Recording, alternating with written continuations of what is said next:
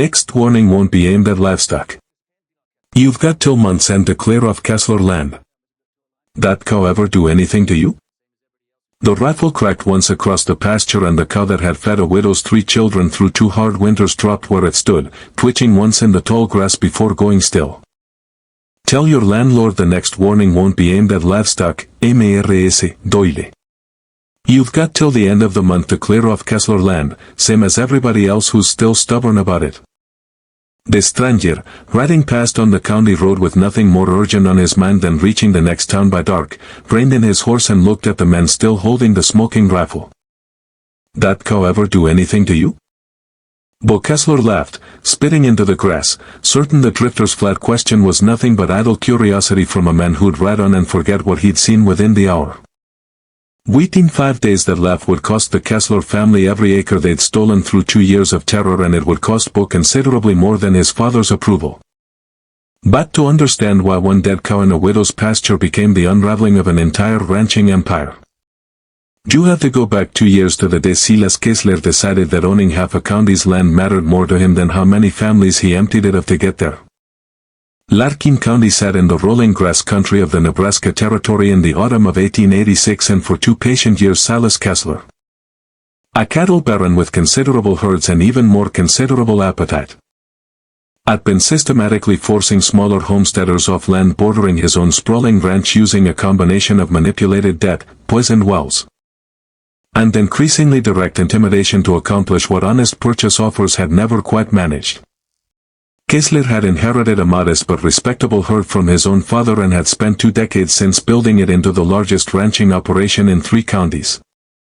Discovering along the way that acquiring land through fear cost considerably less than acquiring it through fair negotiation. Silas Kessler was 61 years old, weathered and broad despite his age.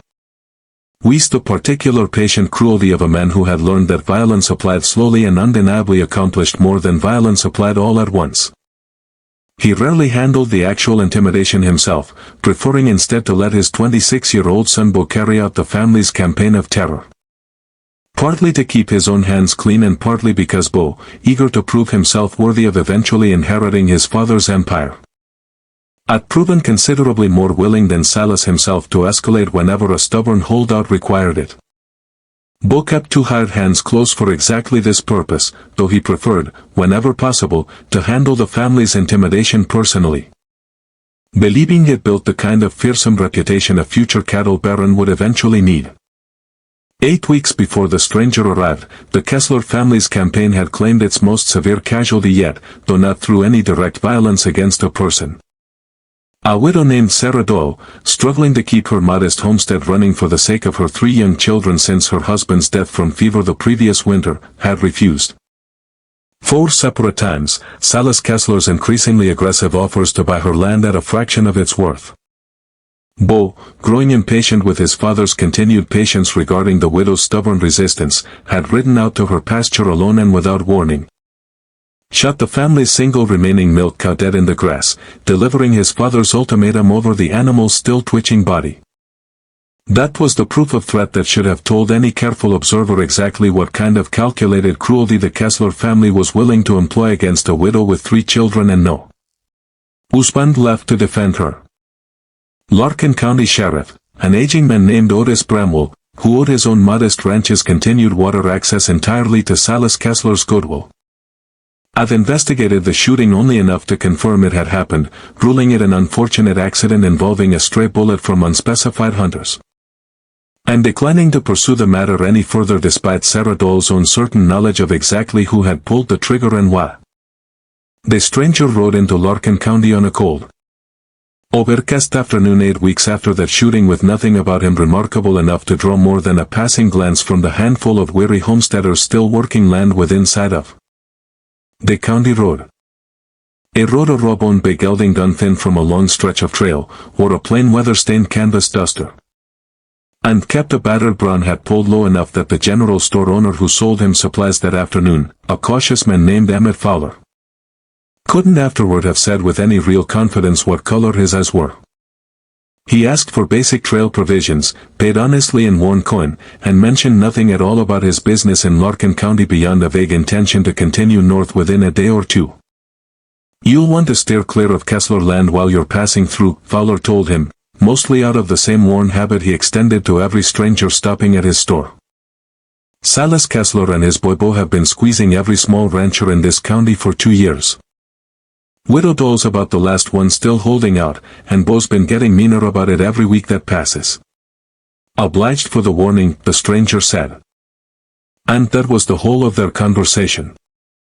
It might have continued north that same afternoon exactly as he'd claimed he intended to had his route not happened to pass directly along the county road bordering Sarah Dole's pasture at the exact moment Bo Kessler, having ridden out to deliver his father's final ultimatum before the month's end deadline, decided that a second dead animal would drive the point home more thoroughly than words alone ever could. The stranger reined in his horse at the sound of the rifle shot, watching the family's single remaining cow drop in the tall grass, and listened as Bo delivered his ultimatum over the animal's still body to a widow who had come running from her small house at the sound. That cow ever do anything to you? The stranger asked, his voice carrying flat and even across the pasture. Bo turned, finding the stranger sitting his horse on the county road, and laughed, spitting into the grass with the particular contemptuous ease of a young man who had never once, in 2 years of his father's escalating campaign, encountered genuine consequence for any of it. He dismissed the stranger with a wave of his still-smoking rifle and turned back to Sarah Dole, repeating his father's deadline before finally riding off toward the Kessler ranch, entirely certain that whatever the passing drifter had witnessed would be forgotten within the hour. It was wrong about that in the particular way arrogant men are always eventually wrong. The stranger did not continue north. He dismounted, walked into the pasture, and helped Sarah Dole gather what little remained of the day's shattered composure before asking, in the same unhurried, economical voice he'd used to question Bo moments before, exactly how long the Kessler family's campaign against her had been going on. 2 years, Sarah Dole said, her voice still shaking with the particular controlled grief of a woman who had learned, since her husband's death, that she could no longer afford the luxury of falling apart in front of her children. First it was the well going bad, then my credit at the general store getting cut off, though Emmett Fowler never could explain exactly why the bank told him to do it. Now this. You don't know how much longer I can hold on, mister. But I'll be damned if I sell that land for pennies to a family that spent 2 years trying to starve me of it. You willing to say all that to a territorial land office? We's proof, the stranger asked. Sarah Dole considered the question a long moment. The particular fierce calculation of a widow who had already sacrificed considerably more than most for the sake of keeping her children fed on land that was rightfully hers. I've kept records, she said finally. Every strange thing that's happened these 2 years, I wrote it down the day it happened. Wasn't sure it would ever matter to anybody, but I kept it anyway. It matters now, the stranger said. It was the second full sentence he had spoken since arriving in Larkin County, carrying the same flat, unurried certainty that had already begun to feel to Sarah Dole like the first genuine hope she'd experienced in 2 exhausting years. The stranger spent the following 2 days doing what careful, patient men have always done once they've decided a place needs setting right. He helped Sarah Dole organize her careful 2 years of records and located, through quiet inquiry among Larkin County's other struggling homesteaders, 3 additional families who had already sold their own land to the Kessler family under circumstances considerably less voluntary than the paperwork suggested. Gathering sworn statements detailing poisoned wells, manipulated bank credit, and the particular pattern of escalating intimidation that had convinced each of them, eventually, that selling was safer than continuing to resist. On the evening of the second day, the stranger rode to the Territorial Land Office himself, carrying Sarah Dole's 2 years of careful documentation along with the additional statements, and returned on the 4th day with a territorial investigator prepared to formally examine the pattern of coerced sales the Kessler family's 2-year campaign had actually represented. Word that the stranger had returned with official backing reached Silas Kessler within hours, and Kessler, understanding immediately the danger this development posed to 2 decades of carefully accumulated land and influence, sent Bo and 2 hired hands to confront the stranger directly, finding him on the county road exactly where their first encounter had occurred 4 days before. "You've made yourself a considerable enemy, Drifty," Bo said, his earlier easy confidence carrying a genuine edge of desperation now. His father's usual patient composure entirely absent from his own performance. "Whatever you think you found, my family's owned this county's respect for 2 decades. That doesn't just disappear because some stranger rides through." "Already disappeared," the stranger said, his voice carrying flat and clear across the tense stretch of road. "Territorial investigators already got those years of Sarah Dole's own records. Along with sworn statements from 3 other families about exactly how voluntary your father's land purchases actually were. Poisoned wells, cut off credit, dead livestock, same pattern over and over."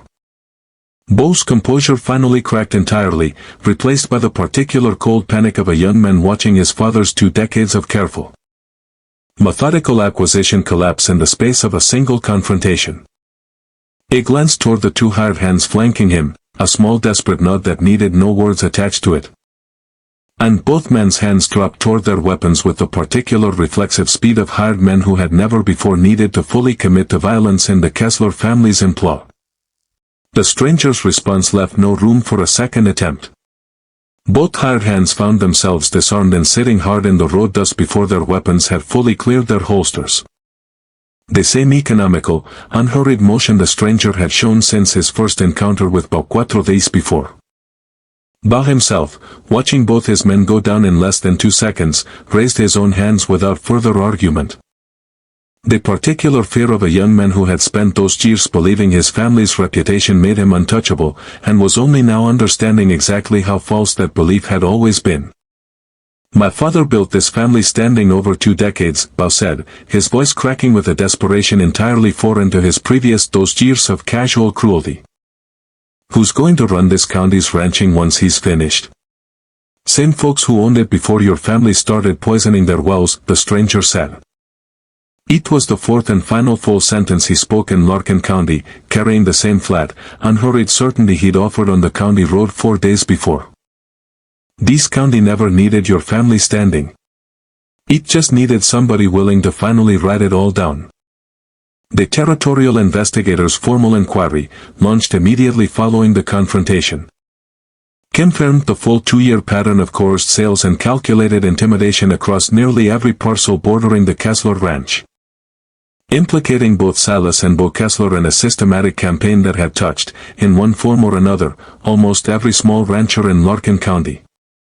The Kesslers stood trial that winter, their consolidated grazing land and stolen acreage reverting, parcel by parcel, back into the hands of the families who'd been forced to sell it. Sarah Dole kept her homestead and received, through the territorial court's final judgment, compensation sufficient to replace the cow her family had lost and considerably more besides. She told the story, for the remainder of her long life, of the quiet stranger who'd happened to be riding past on an ordinary autumn afternoon and had stopped his horse, rather than continuing on toward wherever he'd originally been headed. The stranger did not stay to see any of it fully resolve. By the time the territorial investigator's formal inquiry was underway, he had already ridden out at first light on his big gelding, the same unhurried pace he'd arrived with, continuing whatever journey north the Kessler family's cruelty had interrupted 4 days before. "Will this county ever trust a Kessler again, after everything they put us through?" a young homesteader asked Emmett Fowler, watching the investigators' formal proceedings from the general store porch. Fowler considered the question a long while, the particular weight of a man who had just watched 2 years of quiet systematic terror finally answered by something more patient than anger. "This county's going to remember," he said, "that sometimes the only thing standing between a family and real ruin is one stranger willing to stop his horse long enough to ask why a cow needed shooting in the first place." Nobody in Larkin County ever learned the stranger's name. Nobody could agree in the years that followed on which direction the big gelding had carried him once his business there was finished, or whether the stories that trickled in afterward from other struggling ranching counties, a cattle baron in Wyoming whose coerced land purchases collapsed overnight under a territorial investigation, a rancher's family in Colorado whose 2-decade intimidation campaign simply dissolved after a federal inquiry finally reached them, belonged to the same quiet, patient man at all, or to the growing legend that had already outrun him entirely. But in Larkin County at least, they knew one thing for certain and told it to every family that settled there afterward. 11. The county's stolen land was finally restored. The way other ranching counties told stories around a fire at dusk that once a stranger passing through on an ordinary afternoon had reined in his horse at the sound of a single rifle shot and had made sure within 5 patient days that the family responsible learned exactly how much a widow's last cow was actually worth. Do you think the stranger would have kept riding north if he hadn't happened to hear that rifle shot? Or was some part of him already looking for a reason to stop in Larkin County? Let us know your theory in the comments below. If this story of quiet decency answering calculated cruelty gripped you the way it gripped us, smash that like button, share it with someone who believes even the smallest cruelty deserves an answer. And subscribe with the bell on so you never miss the next true telling of the nameless gunman's legend.